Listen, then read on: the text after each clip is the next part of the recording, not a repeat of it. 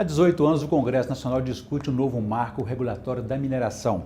Quais são as razões do atraso? Falta consenso? Quais são as consequências jurídicas desse adiamento?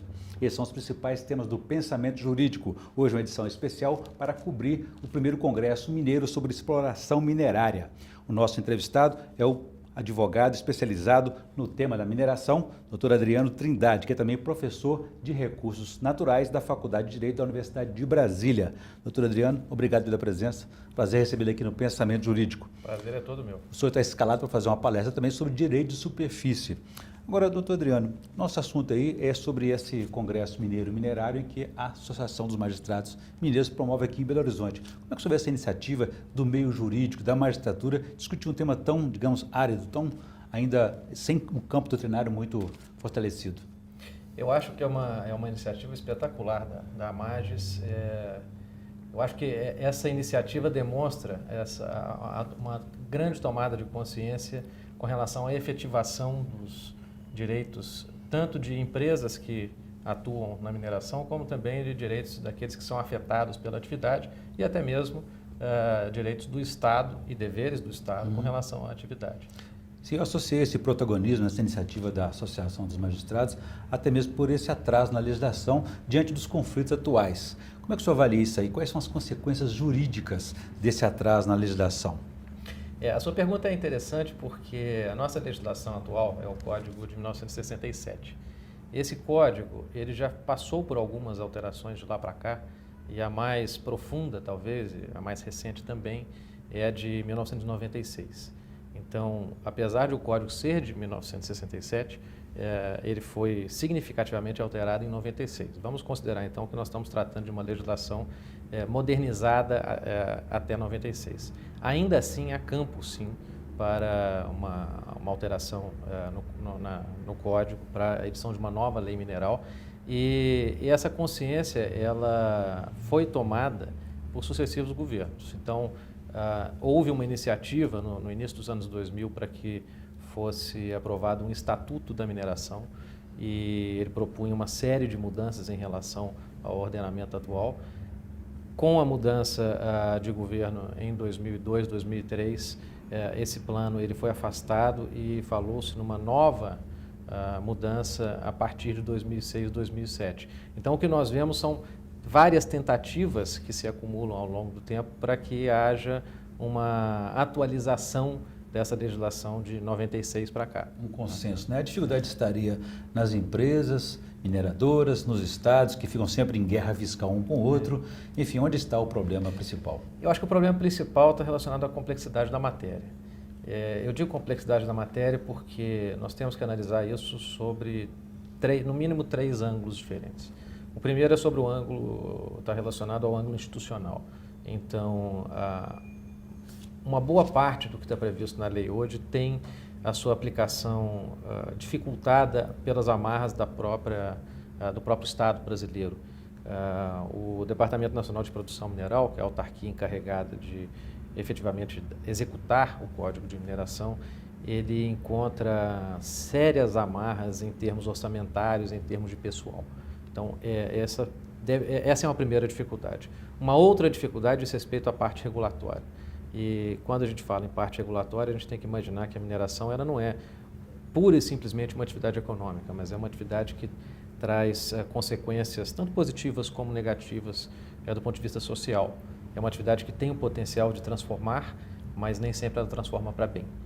E eu diria que o terceiro ponto, que muitas vezes contamina os outros dois, diz respeito à parte arrecadatória. E nisso, a gente tem como exemplos não só a compensação financeira pela exploração de recursos minerais, a CEFEM, que é o royalty da mineração, mas também as iniciativas mais recentes de alguns estados, como Minas Gerais, Pará, Amapá, Mato Grosso do Sul, em criar algumas taxas, com o objetivo, na verdade, de aumentar a arrecadação advinda dessa atividade.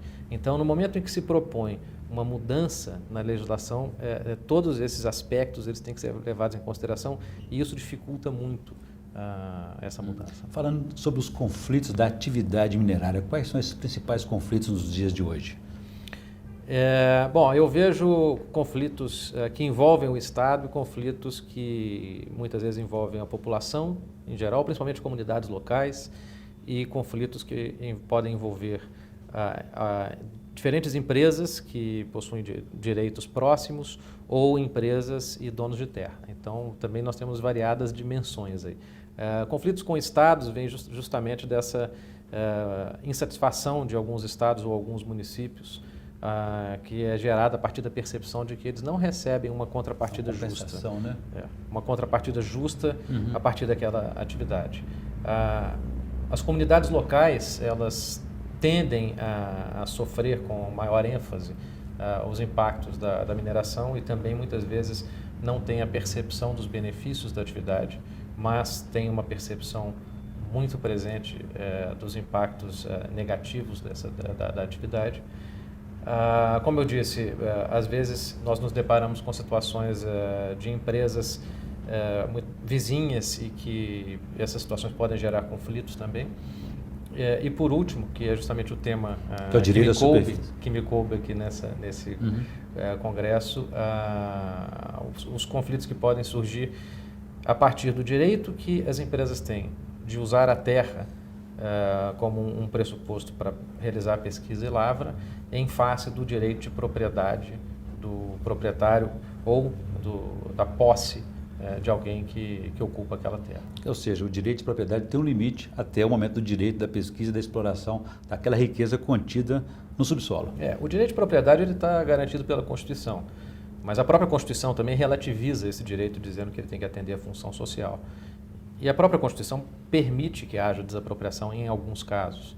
Então, sendo a mineração uma atividade de interesse nacional, ela, estando caracterizada pela falta de alternativa locacional, infelizmente as empresas de mineração elas têm que realizar atividade onde se encontra a jazida, e elas não têm essa alternativa que outras atividades industriais têm, então há esse potencial para conflito. Muito bem, eu conversei aqui com um advogado especializado em mineração, Adriano Trindade, que é também professor de recursos naturais da Faculdade de Direito da Universidade de Brasília, e discutimos aí sobre um novo marco regulatório, o atraso na legislação e também sobre o direito de superfície, que é o tema da palestra dele aqui no primeiro Congresso Mineiro sobre Exploração Minerária. Doutor Adriano, obrigado pela presença, foi um prazer recebê-lo aqui no Pensamento Jurídico. Muito obrigado, um prazer foi todo meu. Prazer é nosso. Bom, no próximo bloco vamos conversar com outros especialistas sobre os efeitos da atividade minerária. A gente volta em instantes.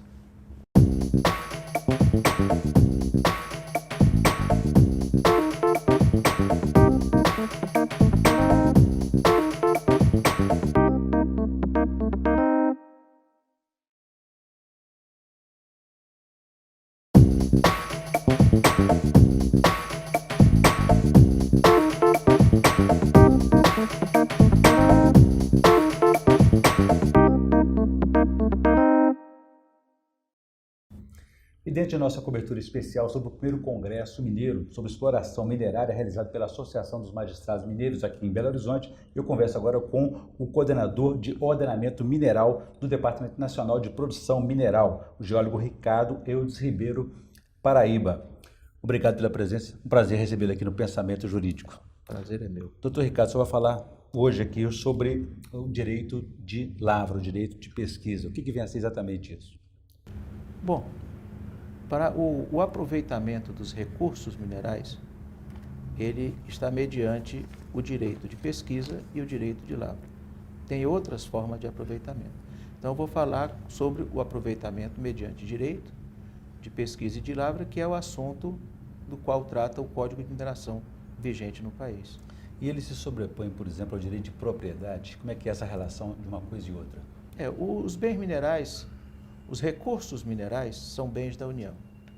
Então, independente de quem seja o proprietário do solo, os recursos sempre são da União. Então, a pesquisa e a lavra podem acontecer em terrenos públicos ou privados. Claro que o ingresso nos terrenos privados depende de um acordo. Pode ser amigável ou judicial.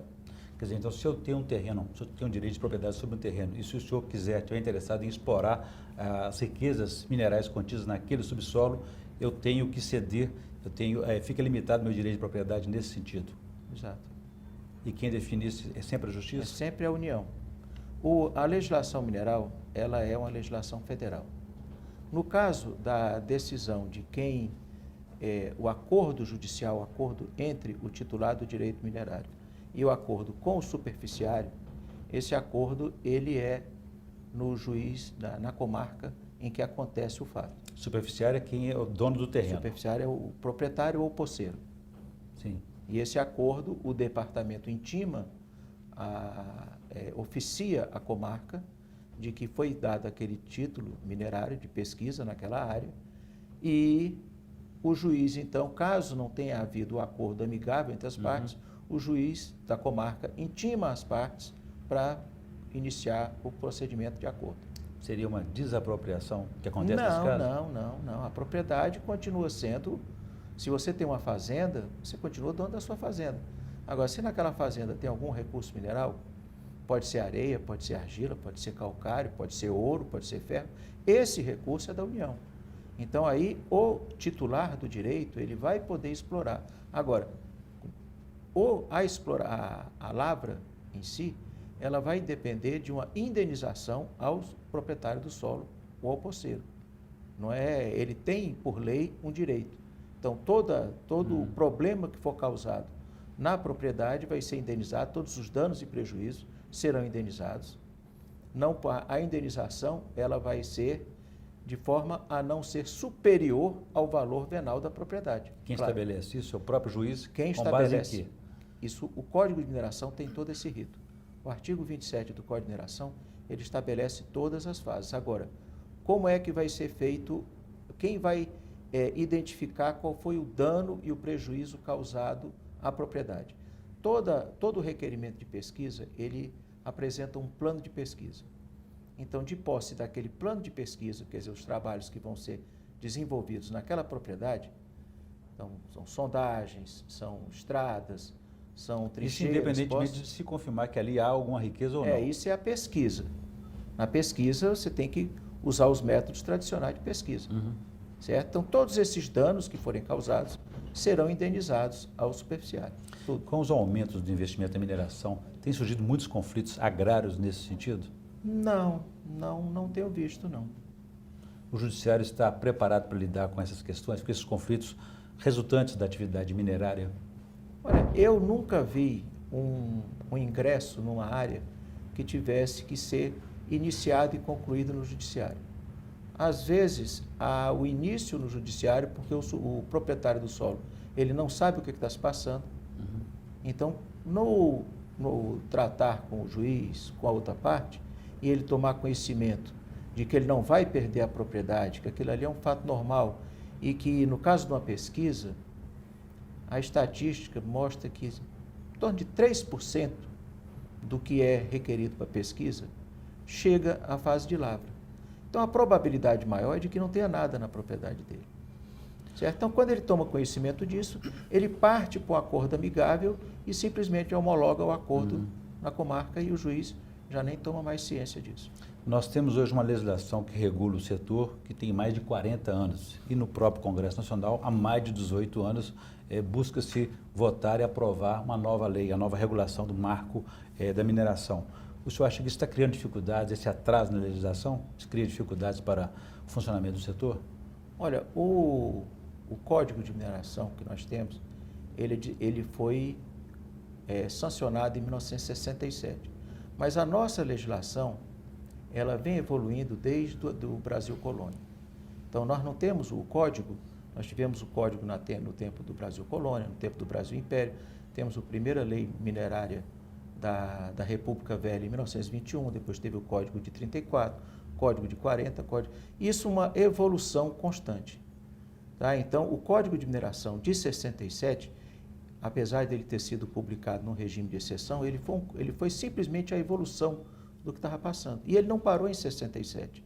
De 67 para cá, várias leis alteraram o Código de Mineração.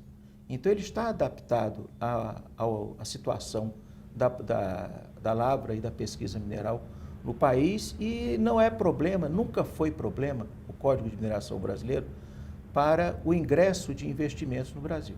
O problema para o ingresso de investimento é a insegurança jurídica que trouxe essa proposta de marco, que o governo tomou determinadas atitudes, não outorgou lavra, não autorizou pesquisa, porque estava esperando que fosse publicado o novo marco. Mas, é como eu lhe falei agora há pouco, a primeira vez que eu ouvi falar em alteração do Código foi ainda lá por 1998, e naquele tempo se chamava Estatuto da Mineração, porque está mudando para o Estatuto da Mineração, e por isso a própria Lei 9.314 de 96, que trouxe grandes modificações ao Código, ela não foi completamente regulamentada, porque ia entrar em vigor o novo Estatuto da Mineração.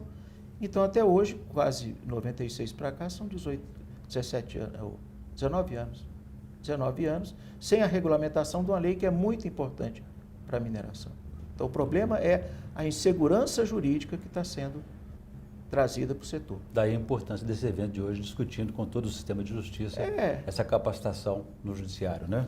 Exatamente. Bem, eu conversei aqui com o coordenador de ordenamento mineral do Departamento Nacional de Produção Mineral, o geólogo Ricardo Eudes Ribeiro, Paraíba, e discutimos aí sobre o direito de lavra, direito de pesquisa e direito de propriedade. Doutor Ricardo, obrigado pela entrevista, foi um prazer recebê-lo aqui no Pensamento Jurídico. O prazer foi meu e quando precisar estarei sempre à disposição. Muito obrigado. Bom, nós ficamos por aqui. No próximo bloco vamos conversar também com outros especialistas sobre os conflitos resultantes da atividade minerária. A gente volta em instantes.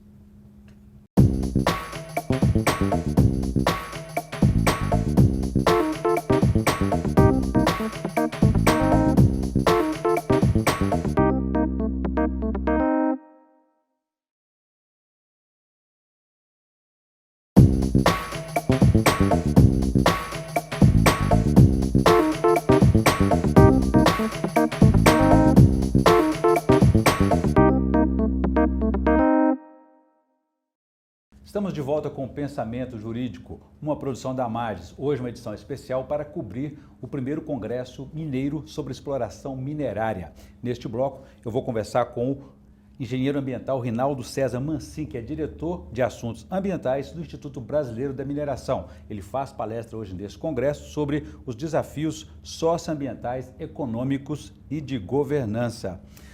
Doutor Rinaldo, obrigado pela presença aqui no nosso Pensamento Jurídico. Muito obrigado. Gostaria de iniciar a nossa entrevista nesse bloco para saber quais são esses desafios que o senhor vai apontar nessa palestra hoje no Congresso Minerário da Amages. São muitos, olha, mineração é um setor realmente mal compreendido pela sociedade, né? É uma indústria que causa impactos visuais, causa impactos ambientais, né? Ao mesmo tempo, é uma oportunidade fantástica para algumas localidades, né? Veja, muitos países que no passado tiveram um aporte mineral muito interessante, hoje são potências do conhecimento, né? Suécia, hoje é uma potência do conhecimento, inclusive do conhecimento mineral. Como foi construída a economia sueca? Com base na indústria do minério de ferro, né? Inglaterra, né? Todo o ciclo de desenvolvimento industrial da Inglaterra veio da indústria do carvão. Estados Unidos, né? O ciclo de exploração econômica dos minérios, né? Que levou à construção de uma sociedade moderna, né? Tentar compreender como que uma indústria extrativa, uma indústria de uso temporário do solo, pode alavancar o desenvolvimento, pode alavancar um país para uma situação melhor, é uma parte do que eu vou abordar na minha palestra. Mas essa compatibilização entre o meio ambiente, a questão econômica, a questão social, ela é feita por quem? Pela empresa mineradora, pelo município, pelo Estado, ou a legislação já prevê isso? Ora, a legislação brasileira é suficientemente moderna e abrangente para contemplar todos os aspectos. Embora tenha quase 50 anos. Embora tenha quase 50 anos de legislação mineral, a legislação ambiental um pouco mais recente, sendo aperfeiçoada constantemente, também é bastante conhecida por todos os atores, né? Os conflitos são inerentes ao processo, né? Há que se disputar, de uma certa forma, acesso a recursos naturais, a água, acesso a florestas, né? Então, esses recursos que são comuns, né, comuns à sociedade, comuns ao setor produtivo, né, acabam sendo disputados de uma forma muito comum e até constante. Muitos desses conflitos acabam indo para a justiça. Uma coisa importante que eu queria destacar, ora, é o seguinte: desenvolvimento é missão de vários atores, né? Uma parte do desenvolvimento pode ser missão da empresa, e como as grandes empresas, os grandes projetos são grandes alavancadores do desenvolvimento, mas sem políticas públicas acopladas, sem a sociedade junto, sem a sociedade civil organizada participando, não há como canalizar os benefícios, não há como potencializar os benefícios em prol de uma situação melhor, né? A articulação de todos esses atores, né, muitos chamam de governança. Também chamei assim na minha palestra, né? Como construir uma estratégia vitoriosa de governança em torno de um projeto extrativo, em torno de um projeto que possa transformar uma realidade, é um grande desafio, né? Porque além dos impactos ambientais, nós temos também os impactos sociais, impactos econômicos, agrários e de gestão.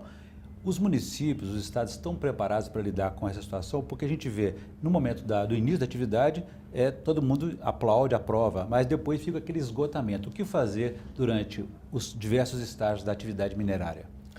Veja, a moderna mineração hoje trabalha com conceitos cada vez mais refinados, né? Curiosamente, tem um conceito que nós utilizamos chamado de fechamento de mina. Apesar do nome levar a intenção compreender algo próximo da exaustão de recursos, né? Fechamento é algo muito mais próximo do planejamento, né? Então, como que acontece o fechamento de mina? No dia que abre a mina, né? Eu começo a pensar as estratégias de entrada e de saída, né? A mina necessariamente é algo temporário, mas pode ser um temporário de 40, 50 anos. A média no Brasil de metálicos, minerais metálicos, é na casa de 40 anos, né? 40 anos são 2 gerações, né?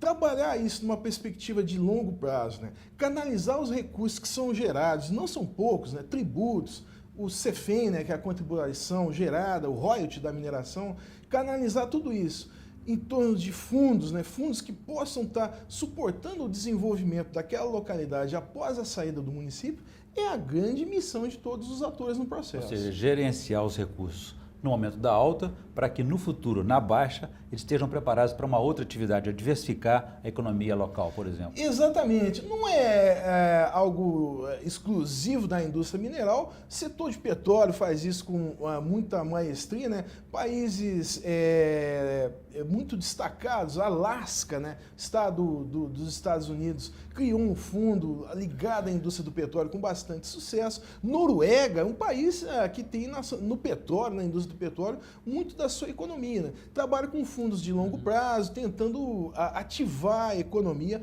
tentando diversificar a economia, né? A Suécia, eu comecei falando um pouquinho da Suécia, né? A Suécia não tem mais minérios hoje, mas continua sendo um país de excelência mineral. Grandes profissionais de mineração continuam sendo formados na Suécia. Muitos dos equipamentos e tecnologias que são empregadas hoje na mineração brasileira, né, têm origem sueca, né?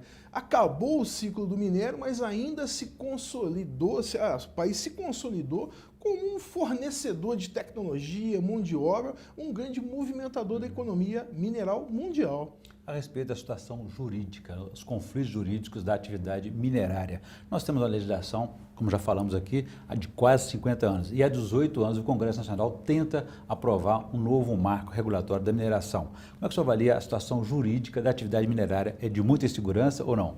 Não sou um perito na questão jurídica, sou engenheiro de formação, mas eu posso dizer o seguinte, a legislação brasileira hoje existente, o Código Minerário de 67, ela é suficientemente segura para ter suportado todo o crescimento da mineração, né? Nos últimos 10, 12 anos, a mineração no Brasil cresceu 550%. O Brasil recebeu investimentos massivos de outros países, saímos de um ranking mineral modesto para um ranking de número 2, hoje talvez número 3 na mineração mundial. Não falta ao Brasil, com a legislação hoje existente, segurança jurídica para materializar os negócios. Lógico, uma legislação de 48 anos, né, ela tem oportunidades para aperfeiçoamento. Esse é um lado da questão, o lado do direito minerário, né? Outro lado intimamente ligado com isso tem a ver com licenciamento ambiental. Lembrando, as concessões minerais não andam dissociadas do licenciamento ambiental. Outras oportunidades existem na questão do licenciamento ambiental dos projetos de mineração.